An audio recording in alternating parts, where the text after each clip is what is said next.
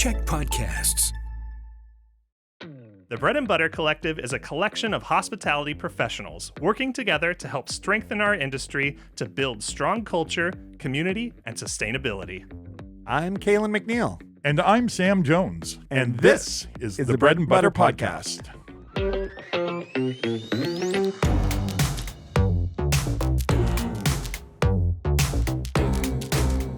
Welcome to the Bread and Butter Podcast. Hey, Sam. Calen, it feels like I haven't seen you forever. It's been a while. It has. Christmas? Before Christmas? Before Christmas, yes. Yeah. Oh, my God. We're Where on did our you winter go? break, or Christmas break. Yeah. I was in Mexico. Mexico. What Yeah. part? San Jose del Cabo. Oh, yeah. Did, Yeah. did you go to Senior Frogs and hang out there all the No, time? I don't go to Cabo San Lucas at all. Oh, I thought We're that. just in the little village.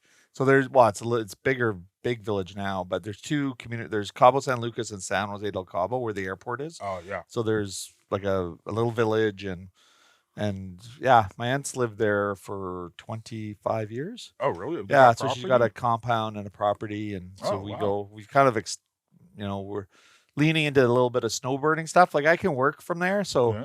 My mom does her books as well, and my aunt, so I get to do a little bit of work when I'm down there as Is well. your aunt really nice? Oh yeah, she's Does awesome. she like redheads? Well, I'm ginger. Well, I Ish. wasn't going to ask you if she likes you. Oh yeah. Generally, No, just she like loves redheads. gingers. Yeah, Oh, you're welcome. thank you. Anytime. Oh, that's what I was Yeah, really yeah. getting at. You're looking for the invite. Yes. No. Come anytime. Awesome. But of course, I'm excited to be back. Lots of exciting things happening on Vancouver Island and in BC. And Yeah, January we made it. we made it We to made it- January. through January. Oh, we made it through January. Yes. the Yes. slowest month of the year. Yeah. Well, January, February, March in hospitality is always a little bit slow as it builds up for our businesses anyways. A little bit of lingering Christmas parties, but Yeah, and you got something called Dine Around. Is that going on? yeah, right Dine Around's now? going on, which is really good. The Destination Greater Victoria puts on, I'm pretty sure it's Destination Greater Victoria puts on Dine Around. It's a great showcase of, local, mostly, I mean, the big chains don't really do it that much, but all the local independent guys do a lot, and you can go try food at, independent restaurants that Yeah, it's a taste great great. opportunity, really, for the public to go Yeah, out and every year it's and been really try good, and everything. it's good for business, and it makes it more approachable for people to try what they perceive as probably higher end food, or Yeah. at a price that they can, there's usually three menu prices, so it's really approachable, and we love it. We get a lot of new customers in, and it's showcasing our stuff after 27 years. It's nice to see new faces. It kind of helps kind of bolster. Yeah, the after the slower doldrums of January, it's sort of a good kickoff, and then gets you into spring. So, You know what That's- else shakes off the doldrums of January? what is that? Really good wine. Yes, really good wine. So we're starting I guess this is season 6 or season, I don't even know what season it is, and we're kind of partway through because we took our winter or Christmas kind of a little break. We'll now go through into the summer, and our first episode of 2026, we've got Maddison Violet, Veohlay, Veohlay. from Veohlay Winery. Is that? You tell us who you are. Weren't you just That saying would how be easy correct, it was yes. to pronounce? I know. I was just like, oh, I love your name. I love the It's so easy to branding. pronounce. It's so easy to pronounce, and I'm like, I just butcher We it. practiced so many times before. I know. Well, practice makes perfect. No, it doesn't. Welcome to the show, Madison. Why don't you tell us your story? Who are you, and how did you get to be on this podcast?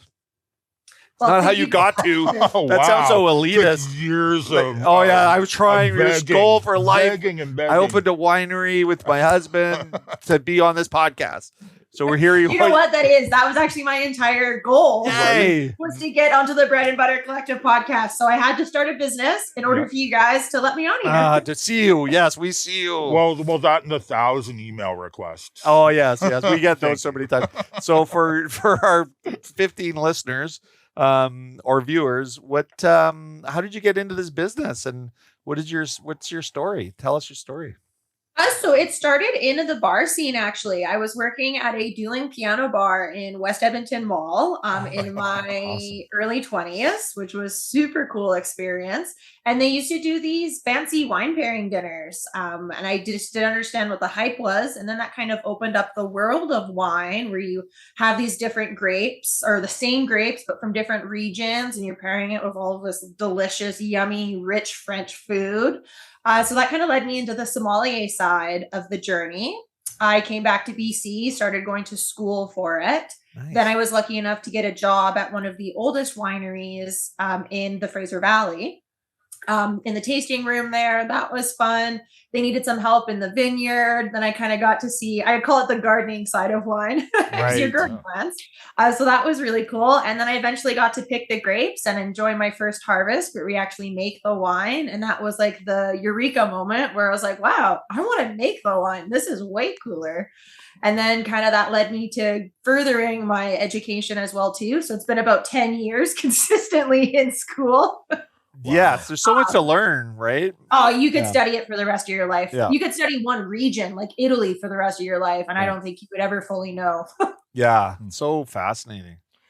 So you spent 10 years educating yourself. Have you got like a doctorate in this, or did they? No, I'm not that smart. No, oh, okay. So I'm I a certified sommelier. Yeah. I also hold my WSET diploma, which is Wine and Spirit Education Trust. Okay. And then I also have a certificate in winemaking from UC Davis. And then I kind of pop into universities. Like I was down in Australia, so they'll have like a little short term, some kind of wine management course or something like that.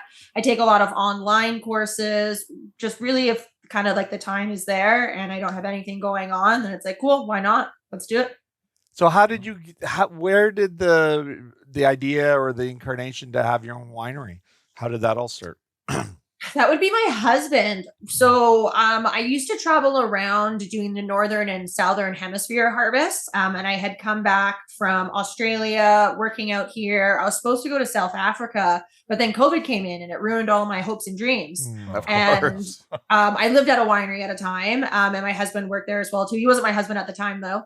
And we spent a lot of time together, and we spent a lot of time drinking, and he used to ferment his own honey wines. And I was like, no, sorry, grapes are superior. Whatever. Have fun with your wines in your garage. Okay? You playing winemaker. Yeah. Yeah.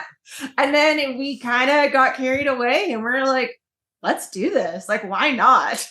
And here we are. So basically a COVID romance? Is that it was a COVID romance. Yeah, COVID romance, COVID business plan. And your husband has a long history in his family of wine, doesn't he? That goes back to the 1800s. Is that right? Yes, 1866 officially. Wow, amazing. Wow.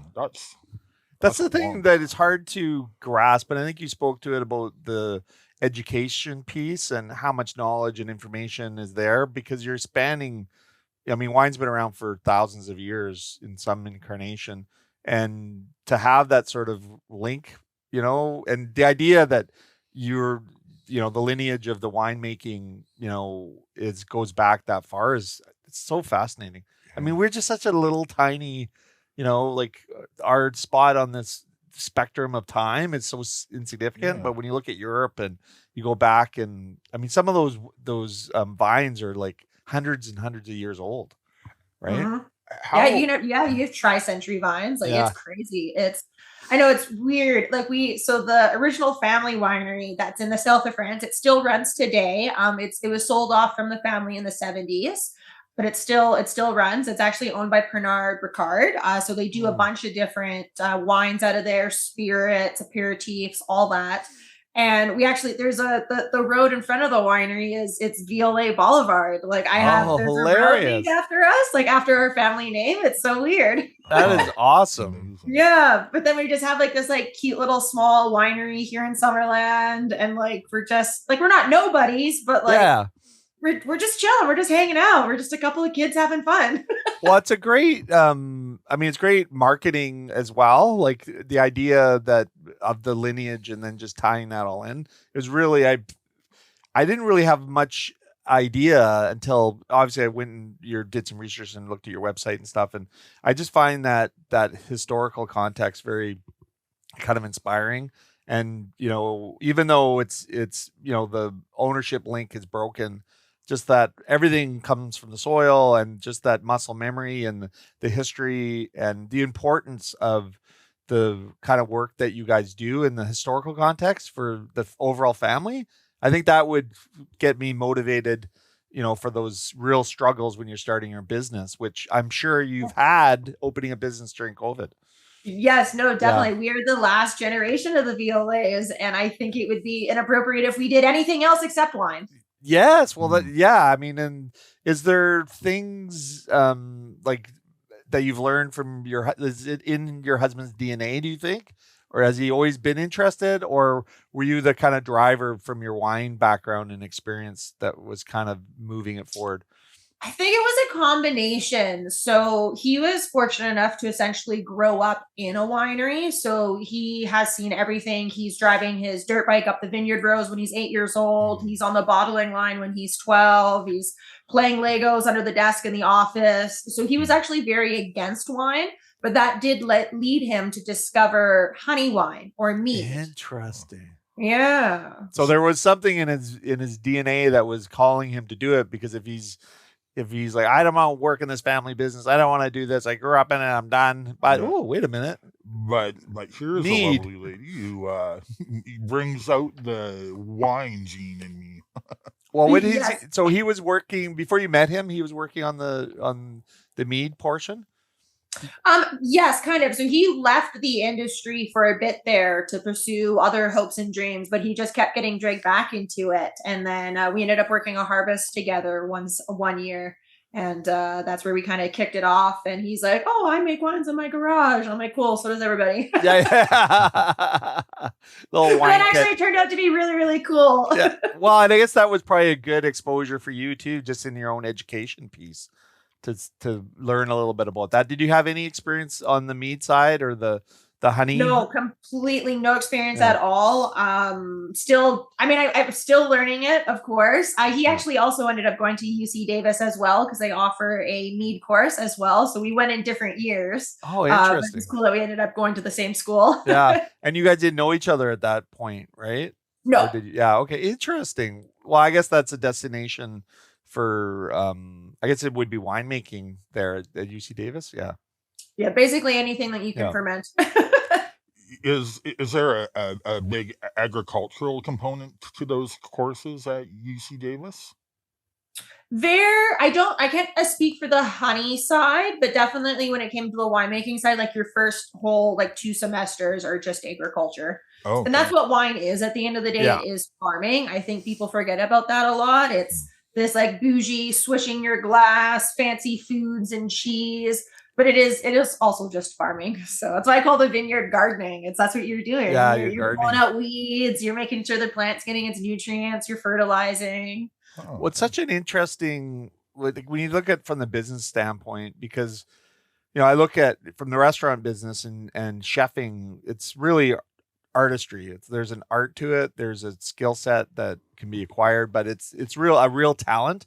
And I guess winemaking would be a talent as well. So you've got that sort of knowledge piece. And like you said, farming, you gotta understand pesticides and where you're gonna get your yield from and growing, all that kind of farming stuff. Like, I find it fascinating, but then you got to pair it with a business and marketing, because wine making in general, like from the science part of it is one part, but then you've got a business that you've got to grow, and you're competing against all these other brands and, established things. Like, how was that to navigate? What was it? Did you guys, I know entrepreneurs just kind of go, well, we're just going to do this. And, don't really think about maybe all those little pieces, but the passion is what moves it forward. Was that your experience? Did you guys just go on passion and then you hit the wall of reality of, okay, now I need to know about marketing and I got to have business and I got to be a farmer and I got to, there's a lot of hats to wear. Yes, definitely. It sounds like you've done your own business before. Yeah. Exactly. You got a passion. Yeah. Yes. No, that was, we went just straight through it. Passion orientated for sure. Definitely would have changed a few things along the way, but you know what? The clarity doesn't come before it comes after the doing, right? Totally. So now we know more. And yes, it's really, you have to really understand your margins and all of the not fun stuff. And even when you think you do, then there's stuff you don't account for, like shipping goes up by 20% or 40%, right? And you're like, okay, cool. That's fine. Well, and if you're not, if you've had some, I mean, everybody brings their life experience to these roles.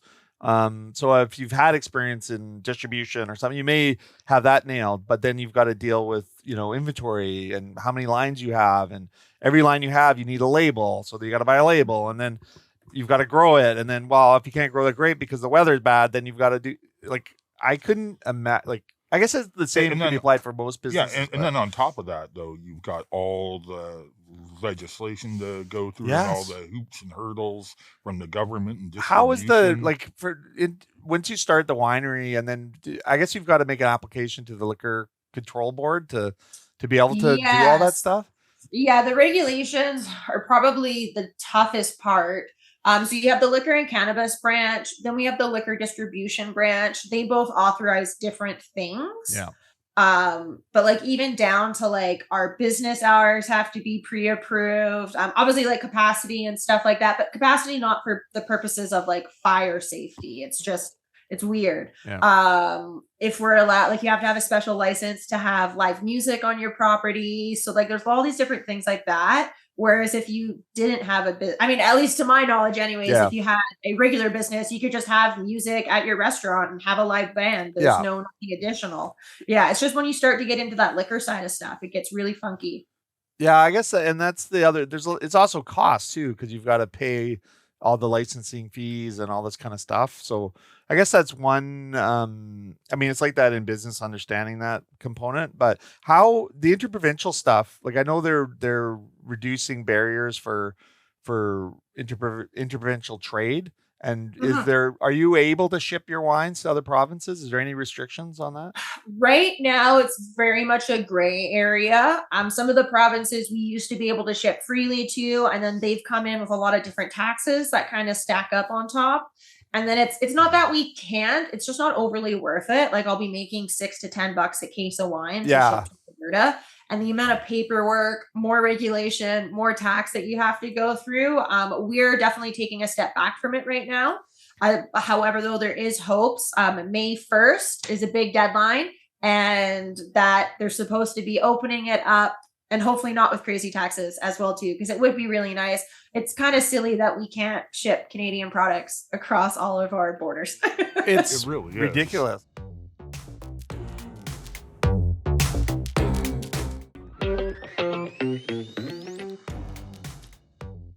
I think the estimate is it could add 7% to our gross domestic product just by breaking down the provincial barriers for trade. Then we can cancel the GST. Well, do you think they're ever going to cancel the GST? No. I mean, they'll modify it, but I think when you compare it to Europe, our liquor laws are very archaic, Very. and unreasonable, and I think don't really serve the purpose of the intent of it.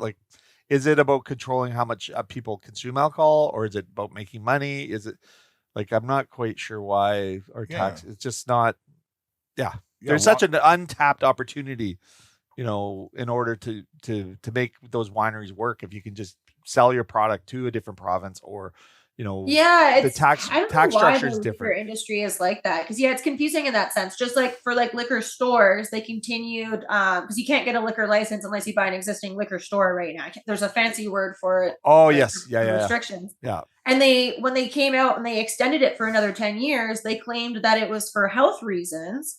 But then it's during COVID, liquor stores were essential. Yeah. I don't get it. Yeah, well, I guess there is a master plan by the people that control the purse strings, as we're finding out. Oh, wow. The world is run by, I don't want to say monsters, but the world's run by monsters. They are. And we're just here to monsters. navigate it. So do you guys I'm pretty sure I know the answer to this, but do you guys have a food program on the winery? Or we do, yes. On top of being in farming and in the liquor, we also thought that we would do food as well because I love to cry myself to sleep at night. I think it's fun. Why would I have any sanity left? It's okay. I want the maximum level of stress at all times. Max pain is the only thing you need when you do these types of things. It makes the wine go down so much better Well, at the end of the day. You're like your own best customer as a result. This is actually very much true. I am my own best customer.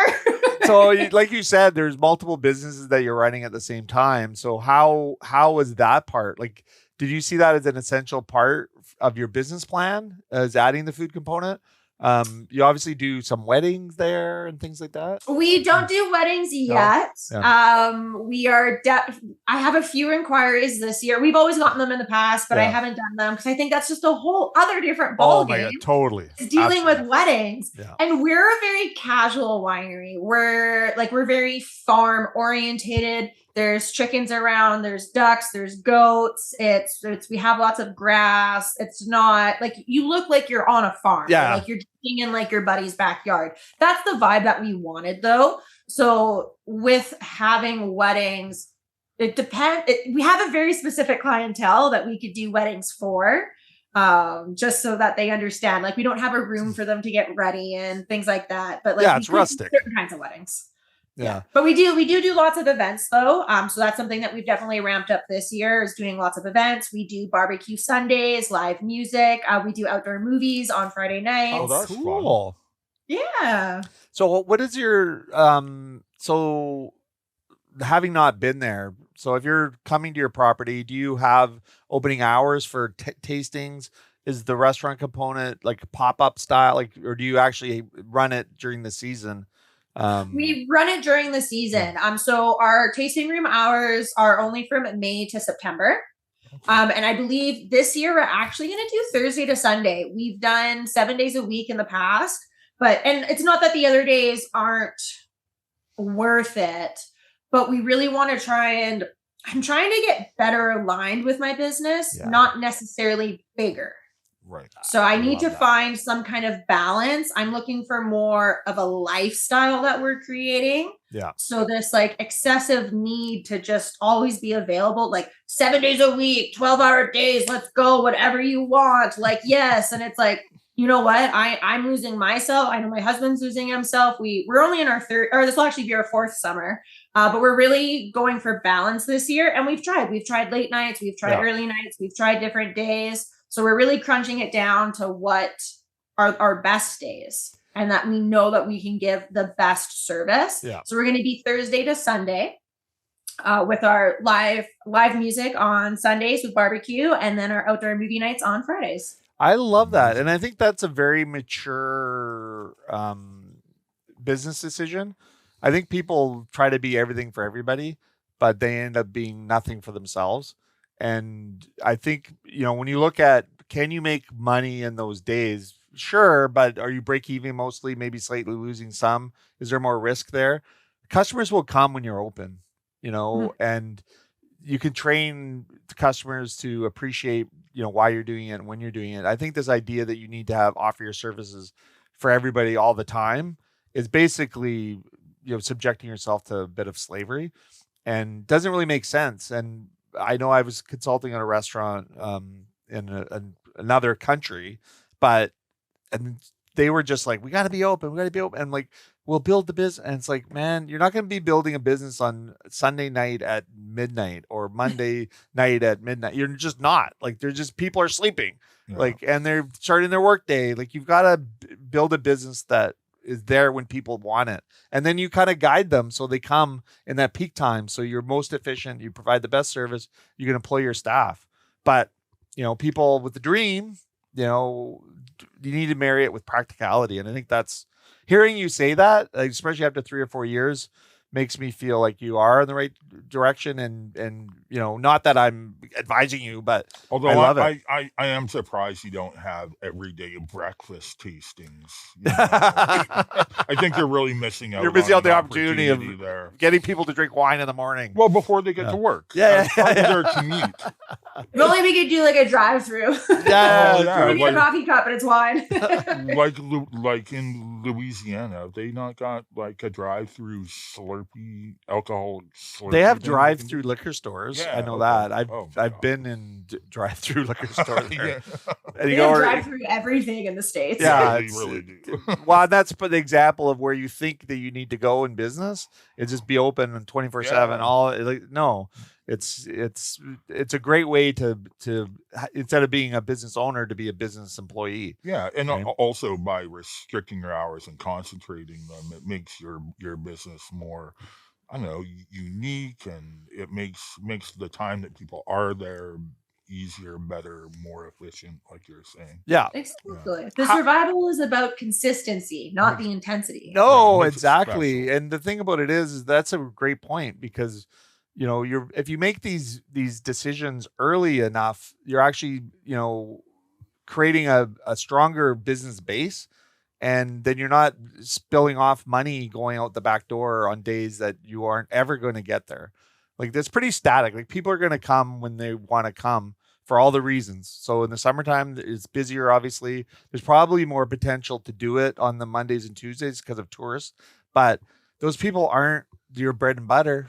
They're not going to be coming every Monday or every Tuesday. So why are you opening on those days to Yeah. just kind of struggle? And also wear you thin when you're actually going to make all your money on Thursday to Sunday. It's the same with the restaurant business. Majority of money is made it's Thursday to Saturday. That's where you're making 90% of your money or 80% of your money. So why not give your best focus there? What how do you see, like, how was this past summer? Like that was your fourth summer, or this is coming up to be your fourth summer? This is coming up to be our fourth Yeah. summer. Our third summer was incredible.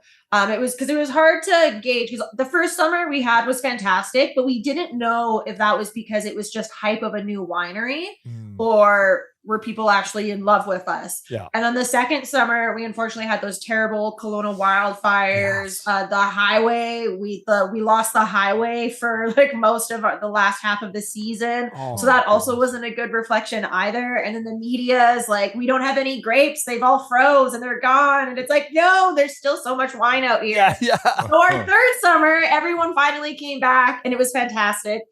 We have lots of returning customers. It's really cool to see. We do a lot of direct to consumer. We're not crazy into wholesale. It's just a hard market to break into, but we love doing the direct to consumer because we know our customers. We see what they like. We see what they're drinking because we're in the tasting room every day. We're the ones that are doing the tastings. Yes, sometimes there's some staff, Yeah. but for the most part, it's always us. And we get to ask them, like, what do you like about it? What do you want? Like, we get lots of feedback. We get lots of suggestions. They're like, oh, you should ferment this kind of fruit. I'm like, cool. Yes, I will find that. Like, that sounds neat. So that's the fun part. And the margins are better direct to consumer. Like, are you able to charge how does that work on the margin side? Yeah, margins would be better direct to Yeah. consumer. It's not like necessarily a volume gain until you get to, because there's so many wineries, right? There's 306 wineries in BC.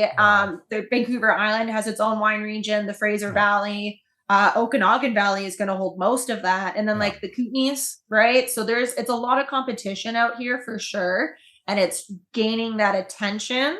But once you do, we're here for the long haul, right? We're here for the longevity, not just the hype. Yeah. And in the Okanagan, you're saying that's a major concentration. Is that because of the climate? Is it the soil? Is it a combination of those things, or is it just Definitely a where it is? combination of all of that. The lakes do we are so Canada itself is a very northern growing region. We're actually one of the most northern growing regions for grapes. Grapes only like to grow between the 30th and 50th degree of the equator. Okay. Fun fact. So we're right on the border there. We're right on the border there. Oh. Yeah. But it's with the lakes, you get lots of influence from there. It warms everything up a bit more. We also have Osoyoos, the desert. So that's fantastic as well. That's great for grapes. It's a good combination. And you've got an acre of them growing right now, right? At least We have 2 acres of 2 them growing acres. right now. Yeah. And are they babies? Are they maturing nicely for you? Where are They they at? are. So we just harvested half of our vineyard for our first estate wine. So we did all hybrids.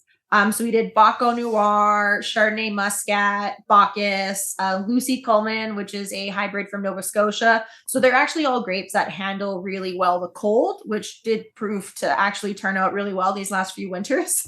We didn't know it was going to get that cold, but it worked out well. So BC has over 12,000 acres of grapes. So there's no shortage. You can get your Pinot Noirs, you can get your Chardonnays, your Cab Sauves, your Merlots. So I really wanted to grow something fun. Like you're only getting so much off of 2 acres anyways. Yeah. We are going to eventually plant up to 5 acres, but we just wanted to be fun and creative with the grapes that we planted. So our first harvest did go really, really well. Our whites are a little bit behind. So this year should be a full vineyard harvest. We'll get our full 2 acres. Oh, fun. So I guess that also, like, do you do I'm always interested on the business end of it. So do you guys predict how much wine you're going to get out of the harvest, and then how many bottles that will produce, and then that will dictate how much revenue you'll make on the wine side?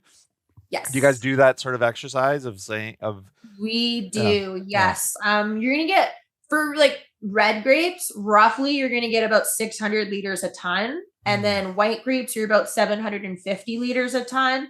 Then it just depends on if you, like, we were overcropped last year. We had way too many grapes, which was a great problem to have because there hasn't been enough grapes these past few years. So, but that's kind of an average of what you get. So now when you have that excess, are you able to process it? Like, so you just process it, turn it into wine, and then whether you have the capacity to sell it or not, you have it, like you produce it into something you can sell. So do you carry an inventory on those years, or I imagine yes. I think that's the one thing when people see a tasting room is they don't understand like the agricultural risk, the production timelines, and then the cash that's tied up into the inventory. Yeah. Our biggest cost is storage. It's because you got to have heated storage in winter. You have to have cooled storage in summer. And then depending on how the season's going, you're just rotating through. It's just crazy. Like I guess, like, I don't know if people appreciate how difficult it is to run all those different types of businesses within one business, and all the factor you have to take in. And then you got to figure out your financing component of it, because depending on the season, you may need to come up with an extra 20, 30, 40, 50K. And the cost of, oh my God. Right. And you're making the wine the previous year to then build you for, like, the wine's already been made last year for this year. Yes. Right. So, and then if you have a bad year where you don't have grapes, or like we have some wine in tank because we're holding off on buying bottles right now because glass bottles are really expensive. Huh. So we bottle on demand. We kind of buy in bulk when we can. But it's a big balancing game for sure. That's great. So where do you get the bottles from? Like, is that coming from the States? Like, is that where do we have a domestic bottle manufacturer? We did have a domestic bottle company. They unfortunately went up. So we did used to use them. They were located out in Vernon. I haven't found another domestic bottle company that actually makes the glass here. Everything else comes from overseas. Overseas. Yeah. Oh, I guess, Europe would be they must make, a lot of people drink wine in Europe. I've heard that. Yes. There's a lot of bottle tilting. Yeah. I believe it's mostly Europe and China, actually. There's actually not too many glass factories for bottles, surprisingly. So, like, I know there was a big issue a few years ago because one of those companies they were going through like extensive renovations, they were going under, and that caused like a worldwide shortage. And there's some glass that we still can't get and we need. So with that issue not becoming much clearer, are there plans in the future in the industry to change materials, like go for a can of wine compared to a bottle or boxes? Yes, we have looked at cans. We've also switched. So some of our packaging, they're in they're 80% recycled material, and they're called an Astra pouch. Oh, yes. It's kind of like a bag-in-box, Yeah. but it's just like a single pouch. They're really cool, actually. I probably have one somewhere. Yeah, and those have been really cool. They also come in smaller, like Tetra Pak sizes, so they're like Okay. little Individual. juice boxes. Yeah. Yeah, but we had to fight with the government to get them through, though, because the government also approves all your packaging. They approve your packaging. They approve your labels. It's very intense. We are very intimately involved with the liquor distribution branch. And they at first didn't want them because they look like the drinkable yogurt packets. Oh. Yeah, come on. Like, You okay, know, but but you it's like, can't buy them like that. You still have to be of Yeah. age to walk into a liquor store where Right. they're being sold. I mean, it's Exactly, sort of- and I can't control how people are storing their wine at home. That's not my fault, right? No, But we totally. did. We successfully did get them approved, though. So we will be releasing those. They've been really fun. We have dabbled in the can. It's a lot of the consumer pushback from it as well. Yeah. Some people love it in can. Some people don't love it in can. Sometimes you have to put more sulfur in cans as well too, for the preservative. Bottles are essentially the best. Yeah, unfortunately. well, and that's kind of the, if bottles are the best, then that's where, especially the wine snobs, you Like- know what I mean? Like, yeah, but or the experts, I technically- mean, the experts, not snobs. like Oh, there's definitely technically, snobs. why would a glass be technically better than a can or a Tetra Pak if they're It's just an clean? inert vessel. Yeah, but Yeah. wouldn't there's no- a Tetra Pak be the same thing? I don't know, man. They age differently. They do. Mm. Okay. Yeah, so like with the Tetra Paks, you have to be very careful about your sun exposure. We Oh. don't. So like we can Mm, bottle in temperature. glass and then we can let it sit for years on end. You can't do that with the Tetra. You have to kind of bottle on demand. Like you don't really want to have like a 4-liter box of wine that was bottled more than a year ago. So there's different factors with that, that's where it comes down. Where glass is just the best, unfortunately. Okay. Yeah, and I guess if that is the case, it is the case. Yeah. And you just kind of navigate it as your inputs. Where do you see like the tourist scene? Obviously, we're dealing with a bit of a issue with the United States and battling with tariffs and ideological issues. Did you see that? Where are the tourists coming? When they're coming to the tasting room, are they predominantly Canadian? Are they European? Are they American? Like, where do you see the mix? Do you see a change in the last couple of years on that front, or is it? I don't think too much of a change. We're not far from the US border. We get a lot of Americans coming across. So we also actually have an RV site on our winery as well too. Oh, cool. So you can come in your RV. We don't have any hookups or anything, Yeah. but you can come hang out. You can actually stay for free as long as you support the winery. Yeah. That's where our bread and butter is the winery. Yeah. So we Yeah. have 11 acres. We got room for you. Yeah. So we got a lot of people coming up from the States in their RVs, stopping in, sometimes just for a night. We had a lot of Quebec, a lot of actually, you know what, that would be the change for sure, is we had a lot of Canadians doing cross Canada journey because they weren't going down to the States anymore. Right. Well, I mean, I love to see that, and I love to see that they're supporting. I mean, we have so many amazing destinations in Canada. It's in particular BC. It's such a diverse, ecosystem. But to see Canadians supporting Canadian businesses and like that just makes me feel great. I mean, you're just unleashing a bunch of stuff, right? Yeah. Like it's not about not going to places, but it's about enjoying the place you're in and then supporting these wineries. Because without the support, because of how complex the business is, like you need to have that support. You need people coming up, doing the tastings, buying some bottles, and supporting our industries for sure. Enjoying the fruits of your labor, Yes. I mean, Really. literally.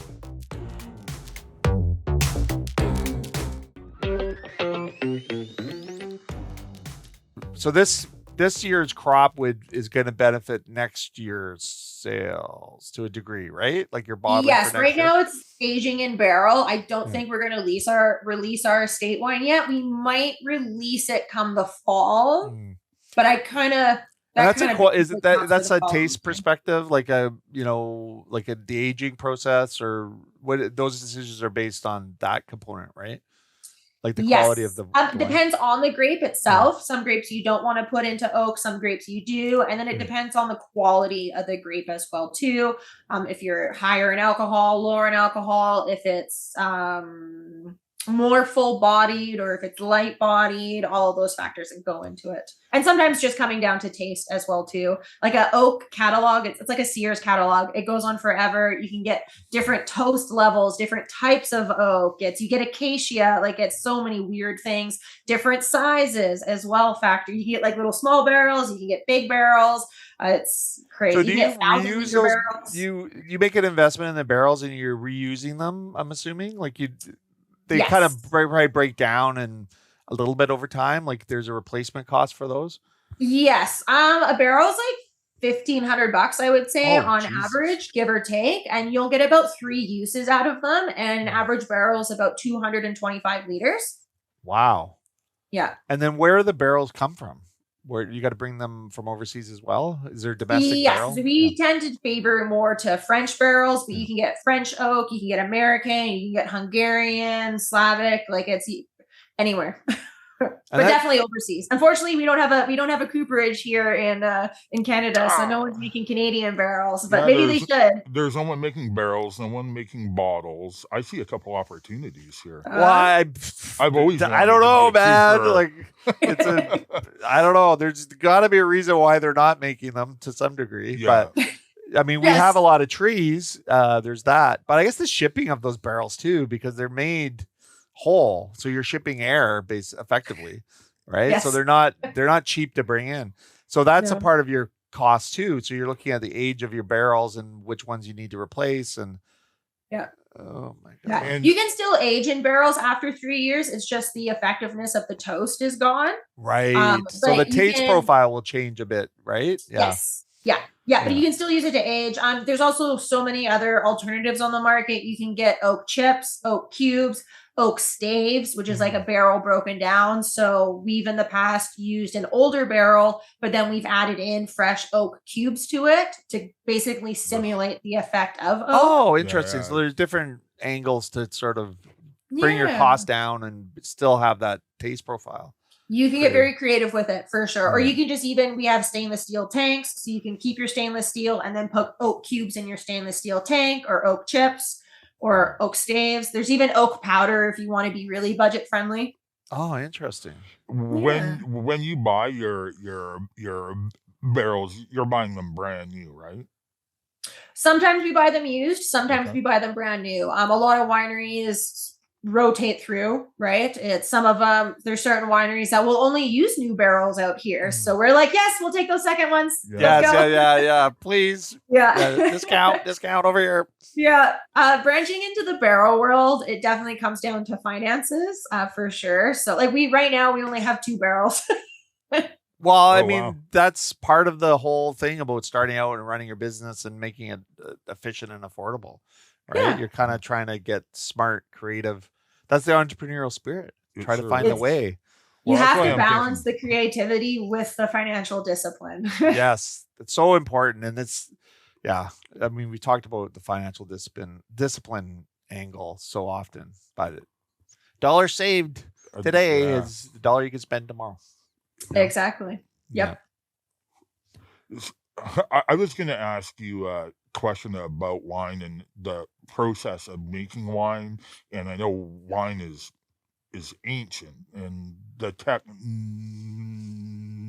to make the wine, has that changed quite a bit? I mean, sure, there's pumps and computers and all kinds of things now, but the actual process, is it pretty much the same as it's always been?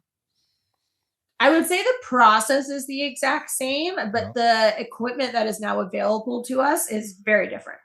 And how does that help in terms of control and your flavors that you're trying to get out? I guess if you had unlimited funds, you could make like a very automatic lab. Like you can get an alkalizer machine that will tell you all of these super cool fun things. But that's like $40,000. Right. Wow. And does it make that much of a difference if you got a good nose and a good palate? Can you get And a by without bibliometer technology? is like $1,000, probably more now, but I think we bought ours for $1,000, and that's like, it's like basically a mini still. And it gives you, and that's actually the most accurate way to get your alcohol outside of like a big super fancy machine. So it's, what do you want? Do you want that like fancy lab coat, super secret Yeah. stuff, or are you like old school? Yeah. Right. So it still achieves the same objective as far as, getting the job done, but without having to make the big investment. So I guess it probably would be a scaling, advantage. Like if you're able to scale or wanted to scale your business to produce a product that's consistent but in higher volume. But again, it just comes down to money. But as far as the effect of the product goes, you can still, you probably need some of that equipment in order to get the same quality if you're doing it in higher volume, I would assume. Like if you're a craft winery where you've got small batches, or the doing it by hand and all that kind of stuff is probably easier, I would think. I was also thinking, Yes. are you taking off your shoes and socks and stomping on the grapes, or Sometimes. are they being mechanically pressed in a machine? So we do not only grapes, but we do a bunch of different kinds of fruit.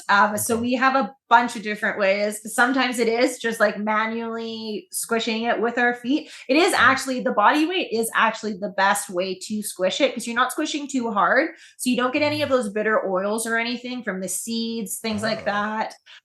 We do have a basket press. We also have a small pneumatic press as well too, depending on what it is that we're crushing. We have a couple of jerry-rigged things for when we're doing berries. Sometimes it's just find the heaviest object that we can attach to the forklift and go up and down in a grape bin. Oh, really? That's awesome. What is the season like? When are you harvesting your grapes? Over what period? And then just kind of, I'm interested in the sort of cycle of the year, like when you're most active in harvesting, when you're most active in bottling and producing, and then do you ever get a break? Like when is the shoulder seasons of your business? So for grapes you harvest kind of end of August through October. Are you guys still here? Or lose you? Oh yeah. No, yeah. That's what my wife says all the time. Are you still here? Are you still awake? Are you paying attention? Yeah. So for grapes, it's going to be roughly like September, October is the main harvest season. You can be as early as August if you're going for like a lighter style, or like sparkling wine is harvested early because you want the higher acidity in the grapes. Some of our reds hang until middle of November, depending on where the snow's at. Obviously, ice wine doesn't get harvested until it's snowy and very, very cold. That sometimes happens in January. As far as fruit, though, we kind of harvest all year. So like we did Haskap, that's going to be, I want to say June. Yeah, like June is peak harvest for like certain berries. We do peaches. We have an app. Yeah, we do peaches. What else is there?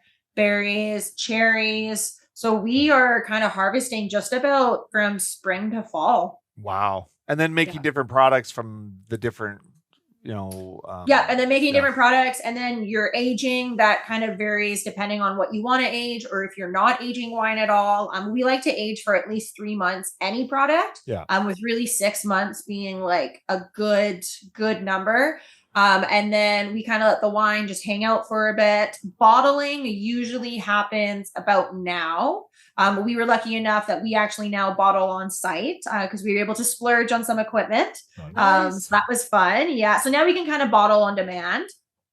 But bottling on demand though, as well, you're kind of always in a perpetual state of bottling. Yeah. Especially when it comes to the 4 liters. We actually do 16 liters as well for restaurants.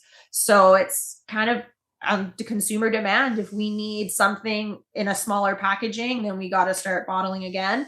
Honestly, the break is kind of the tasting room, which is the worst, because then that's when you're full customer base. Yeah.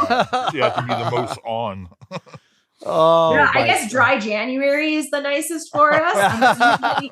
Usually our wines are just sitting, waiting in tank. No one's drinking. Restaurants aren't reordering. Liquor stores aren't looking for new product. So that's kind of, yeah. You get when to people's shut- drinking habits change. Yeah, you kind of get to shut down for January. Yeah. And then Yeah. the Whereas rest like of it's- November, December is as chaotic as like July and August is, right? Because it's holiday season, Yeah. Christmas, Black Friday sales. It's people need their liquor to be able to survive their families. Yeah. They and sure for do. gifts. And for gifts. Yeah. And for Don't forget gifts. Yes. Always makes a great gift. So what Yeah. do you what for the future, as we're sort of starting to wrap up the show, how do you see both your business but also like BC Wines and the Okanagan, and what is your future outlook look? Is it, do you see it growing? Is there what do you look at to the future when you're looking out there? There's a big shift right now. I think so. We've unfortunately had a lot of winery closures in the past few years. I think everyone loved the romance of a winery. And it comes back to kind of that farming. It's capital The work intensive. part, yeah. It's high risk. It's trendy almost to have a winery, but it's very time consuming. And actually, do you know how to spell winery? It's just dollar signs. Yeah. And it's a very slow growing game. The winery that I used to work at before, they've been around for 30 years and they weren't hitting 7-figure profit numbers until way later. Whereas in some other businesses, you can hit that very easily. Yeah. So you don't get rich building a winery. No. It's all about growth. It's building more of a lifestyle. Yeah. So it's very slow growing. And I think a lot of people jumped headfirst into it.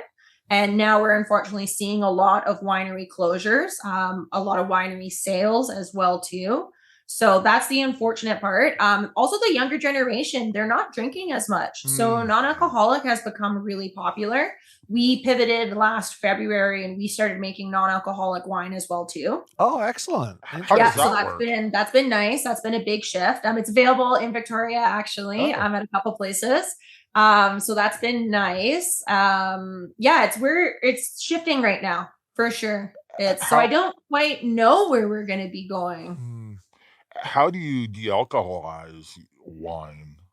Wouldn't We that just do make a grape juice? vacuum distillation method. Vacuum distillation. Yes. So you can also do reverse osmosis. That's quite popular as well too. You can also do regular distillation. That's like the old school way though. Those are those $8 non-alcoholic wines on like the grocery store shelf that have been there for the last 12 years. That's like a cooked wine. Yeah. So we do vacuum distillation. It's a lot more gentler and it's a spinning cone essentially, and we take the alcohol out on like a molecular level. So there's a lot less manipulation that's going into the wine.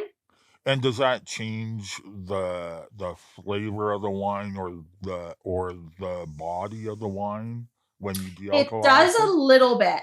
So wine is it's like your triangle. It's like alcohol, fruit, and acidity is kind of what balances out a wine. When you remove one of them, it's pretty hard to keep your triangle perfect. So like our rosé is, the perception of the acidity is higher, but it's full of grapefruit notes, some floral notes. So it's really zesty, but that's perfect for like a hot summer day. It's very nice.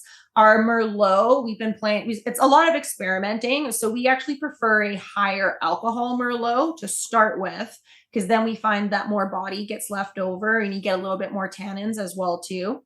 So does the body come from the alcohol or is it coming from the fruit primarily? It's coming from the fruit primarily, but it's definitely needs the alcohol as well too, though. It's a combination. There's not like one single component that really leads to it. Okay.